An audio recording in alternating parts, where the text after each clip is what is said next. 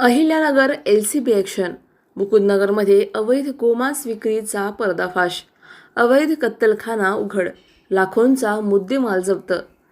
अहिल्यानगर शहरातील मुकुंदनगर परिसरात सुरू असलेल्या अवैध कत्तलखान्यावर स्थानिक गुन्हे शाखेने मोठी कारवाई केली आहे. गुप्त माहितीच्या आधारे पोलिसांनी छापा टाकत 3 आरोपींना ताब्यात घेतले असून त्यांच्याकडून सुमारे 3,33,435 रुपयांचा मुद्देमाल जप्त करण्यात आला आहे. या कारवाईत तब्बल 1100 किलो गोमांस, कत्तलीसाठी वापरण्यात येणारी शस्त्रे आणि रोख रक्कम जप्त करण्यात आली. ताब्यात घेतलेल्या आरोपींमध्ये अस्तफाक कुरेशी, मुदस्सर कुरेशी आणि शकील कुरेशी यांचा समावेश आहे, तर कत्तलखान्याचा चालक सोफियान कुरेशी आणि जागा मालक वसीम तवेरा हे फरार असून पोलीस त्यांचा शोध घेत आहेत. ही कारवाई पोलीस अधीक्षक सोमनाथ घारगे यांच्या मार्गदर्शनाखाली स्थानिक गुन्हे शाखेचे पोलीस निरीक्षक किरण कुमार कबाडी यांच्या पथकाने केली.